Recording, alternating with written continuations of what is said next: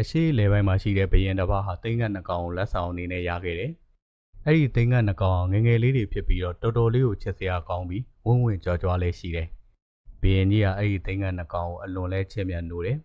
။ဒီတော့သူ့နိုင်ငံမှာရှိတဲ့အတော်ဆုံးဆိုတဲ့သိန်းငတ်လေးကျင်ပေးတဲ့သူတွေကိုခေါ်လိုက်ပါတယ်။ခေါ်ပြီးတဲ့အခါသူ့ရဲ့သိန်းငတ်နှကောင်ကိုအကောင်းဆုံးလေးကျင်ပေးဖို့အမိန့်ပေးတယ်။အတော်ဆုံးသိန်းငတ်လေးကျင်ပေးတဲ့သူတွေလည်းသိန်းငတ်နှကောင်ကိုနေရောညပါလေးကျင်ပေးကြတယ်။လာနေငယ်ကြတဲ့အခါမှာတော့စောစောကသိန်းငတ်လေးကျင်ပေးတဲ့သူတွေဟာဘရင်ကြီးစီကိုလာပြီးတော့ရှောက်တင်ကြပါတယ်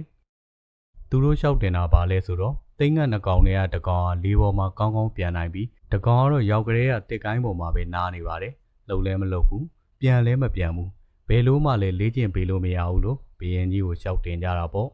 ။ဘရင်ကြီးလည်းတော်တော်စိတ်ညစ်သွားပါတယ်။ဘာကြောင့်လဲဆိုတော့သူကဒီသိန်းငတ်နှကောင်လုံးကိုအတော်သဘောကျတာကြောင့်ပါသူ့ရဲ့သိန်းငတ်နှကောင်လုံးကိုလည်းအကောင်းဆုံးသိန်းငတ်အတော်ဆုံးသိန်းငတ်တွေဖြစ်စေခြင်းနဲ့လေဒီတော့သူကတနိုင်ငံလုံးမှာရှိတဲ့အတော်ဆုံးသိန်းငတ်လေးကျင်ပေးတဲ့သူတွေကိုထပ်ပြီးခေါ်ပါတယ်ဒါပေမဲ့သိန်းငတ်လေးကတော့ဂိုင်းပေါ်မှာပဲနားမြဲနားနေသေးဖြစ်ပြီးသိန်းငတ်လေးကျင်ပေးတဲ့သူတွေလည်းဒီလိုမှတ်ချက်ချကြတာပေါ့ဒီငတ်ကပုံမှန်မဟုတ်ဘူးသူဟာအရန်ကောင်းပါတဲ့ငတ်ဖြစ်တယ်လို့ဆုံးဖြတ်ချက်ချပြီးတော့စက်ပြီးလေးကျင်မပေးကြတော့ပါဘူးဒီအကြောင်းအရာကိုလယ်သမားတယောက်ကကြားတဲ့အခါဘရင်ကြီးစီကိုသွားတယ်ကျွန်တော်ဒီသိန်းငတ်ကိုပြန်အောင်လုပ်နိုင်ပါတယ်ဆိုပြီးဘရင်ကြီးစီမှာခွင့်တောင်းပါတယ်ဘရင်ကြီးကခွင့်ပြုလိုက်တဲ့အခါမှာလယ်သမားဟာသိန်းငတ်ကိုပြန်တန်းဖို့လေ့ကျင့်ပေးတယ်နောက်နေ့မနက်ကိုရောက်တဲ့အခါမှာတော့သိန်းငတ်နှကောင်လုံးကလေးပေါ်မှာပြန်ဝဲနေတာကိုဘရင်ကြီးတွေ့လိုက်ရပါတယ်ဘရင်ကြီးကအယံကိုပြောသွားတာပေါ့ဘရင်ကြီးကမေးလိုက်တယ်မင်းဘယ်လိုနည်းပညာတွေကိုသုံးပြီးတော့ဒီသိန်းငတ်ကိုပြန်အောင်လုပ်လိုက်တာလဲဒီအခါမှာလယ်သမားကဒီလိုပြန်ဖြေတယ်လွယ်လွယ်လေးပါရှင်မင်းကြီးကျွန်တော်ဘာလုပ်လိုက်တာလဲဆိုတော့ဒီသိန်းငတ်နားနေတဲ့တစ်ကိုင်းကိုခုတ်ပြလိုက်တာပါလို့ပြောလိုက်ပါတယ်ဒီလိုခုတ်လိုက်တဲ့အခါမှာသိန်းငတ်ဟာသူနားနေကြအကိုင်းမရှိတဲ့အခါမှာစပြီးတော့ပြန်တန်းဖို့ကြိုးစားပါတယ်ဒီလိုပြန်တန်းဖို့ကြိုးစားရင်သူ့ကိုယ်သူပြန်တန်းနိုင်တယ်ဆိုတာကိုသိလာတဲ့အခါမိုးပေါ်ထိရောက်အောင်ပြန်သွားတော့တာပေါ့လို့ပြောလိုက်ပါတော့တယ်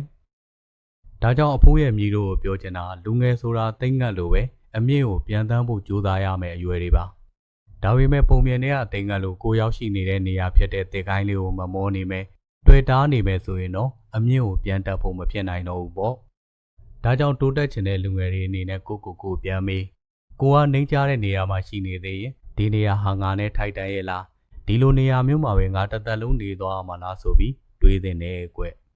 ဘဝကောင်းငင်ဆိုတာအလွန်ကိုကျေပြောလာပါတယ်ဒါကြောင့်ပုံမြင်တဲ့အသိန်းငတ်လိုကိုရောက်တဲ့နေရာကိုရှိနေတဲ့နေရာလေးမှာကျေနပ်မနေပဲဘဝကောင်းငင်ရဲ့အမြင့်ဆုံးကိုပြန်တက်နိုင်ဖို့ကြိုးစားတင်တာပေါ့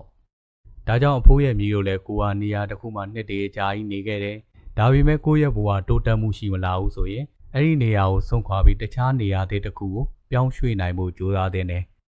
ဒါကြောင့်အဖိုးအကြံပေးချင်တာတက်တောင့်တက်တာနေရာလေးမှာပဲပျော်မွေ့မနေကြနဲ့